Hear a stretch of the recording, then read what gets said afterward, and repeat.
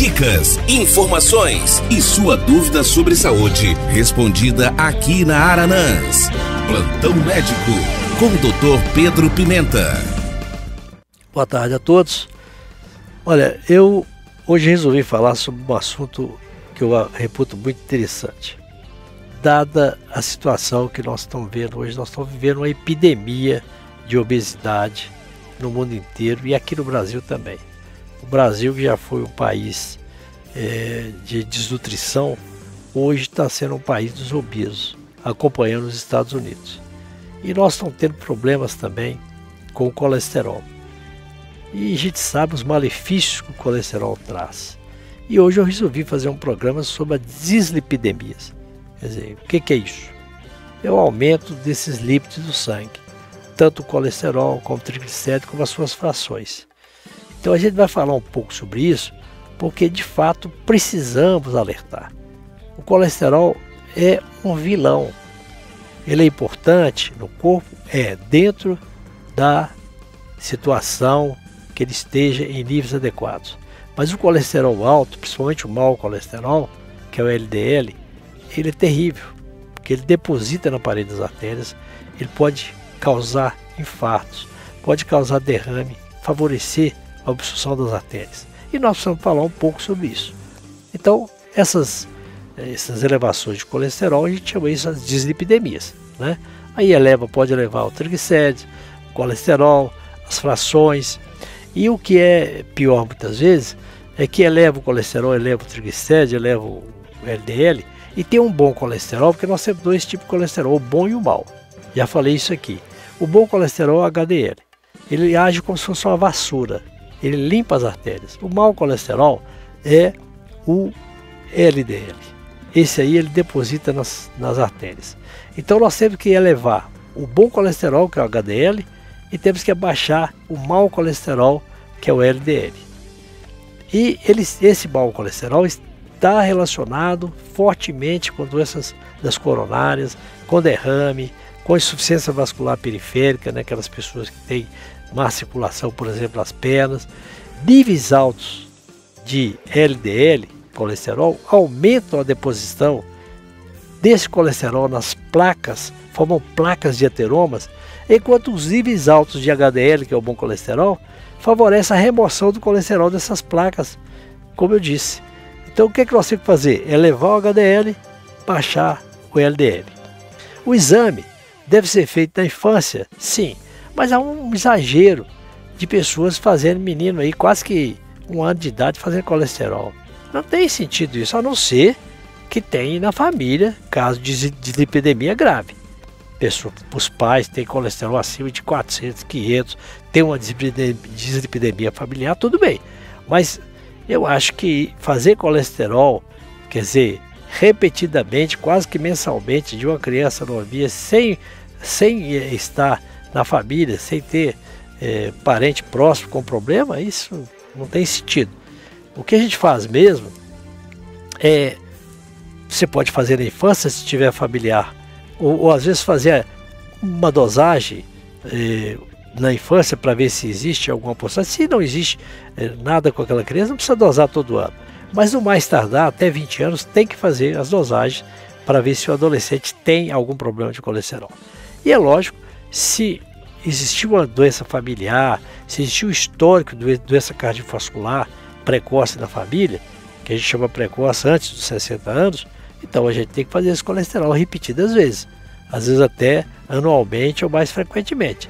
Se já existe uma doença vascular, né, familiar, se existe o colesterol alto da família, então a gente tem que ter mais cuidado, né?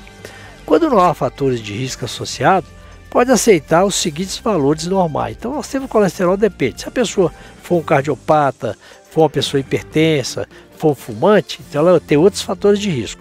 Agora, quem não tem fator de risco nenhum, qual é que seria o colesterol bom para ele? Colesterol menor do que 190, o total, para quem não tem risco nenhum. O LDL seria menor do que 130 e o HDL sempre maior do que 40. Então, esses são os parâmetros para quem é saudável, fez o exame de colesterol pela primeira vez. Então, deu colesterol total menos de 190, o LDL menos de 130, o HDL maior do que 40, tudo bem. E o triglicérido menor do que 150, né? e o VLDL menor do que 40. Bom, quando existem fatores de risco, como é que a gente aborda? Então aí sim, o colesterol, paciente que é cardiopata, paciente fumante, hipertenso, aí nós temos que considerar o colesterol total mais em nível, para considerar normal, menor do que 150. Já aí o LDL tem que ser menor do que 100 e o HDL maior do que 60. Vejam bem que o HDL tem que ser mais protetor.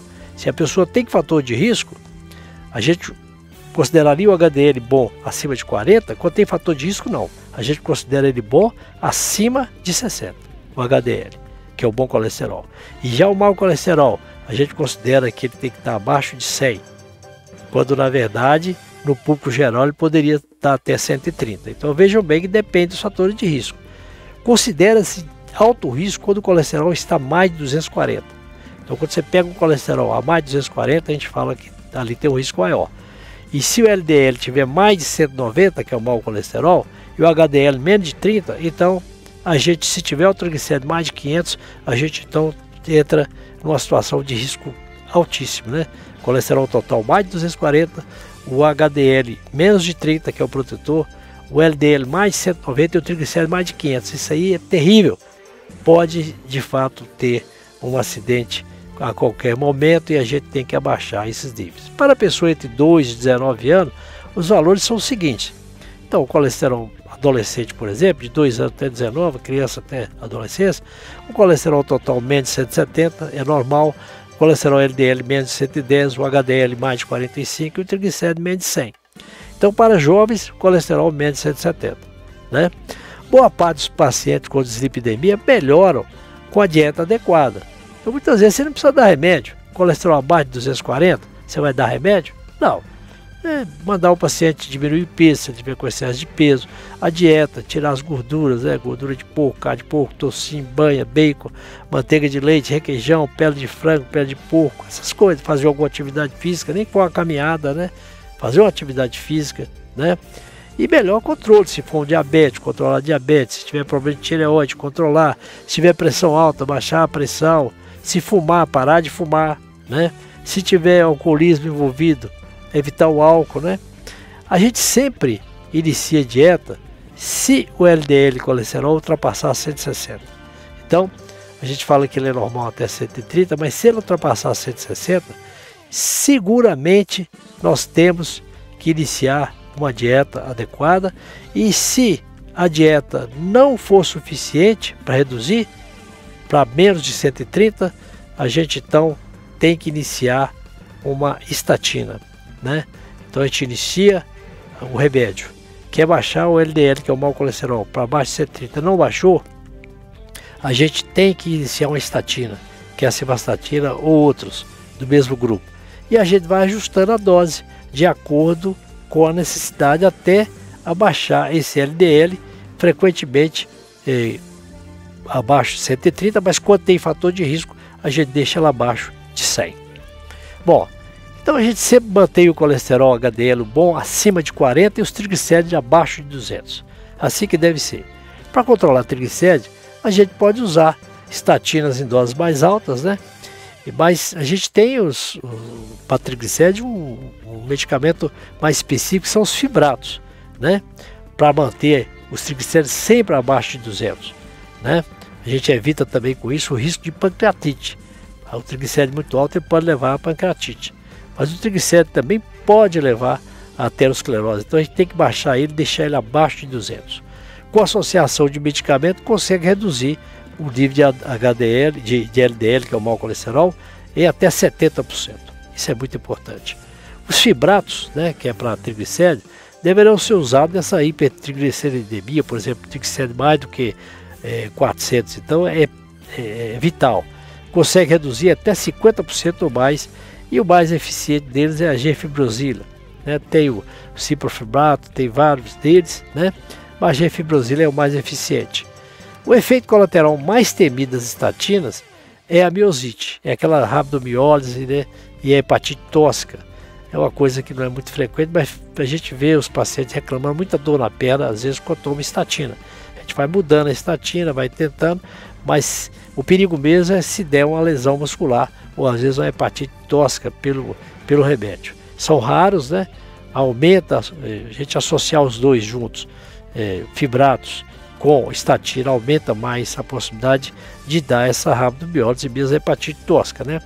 Aí a pessoa tem dor muscular muito grande, às vezes até febre, mal-estar, e é lógico que no caso desse a gente vai monitorar as enzimas, as transaminases para ver o grau de lesão hepática, mas é muito raro ter problema com as estatinas e mesmo com o ciprofibrato. Então vamos cuidar do colesterol, vamos fazer nossos regimes, emagrecer, fazer atividade física e, se preciso for, tomar as estatinas ou então os fibratos para baixar o colesterol e o triglicérido. Não podemos deixá-los altos para não correr o risco de ter uma obstrução vascular, um problema de coronária ou mesmo um AVC. Então era isso que eu queria falar com vocês sobre o problema do colesterol. Boa tarde e até a próxima quarta-feira. Plantão Médico. Participe enviando sua pergunta sobre saúde através do nosso WhatsApp 33991293000.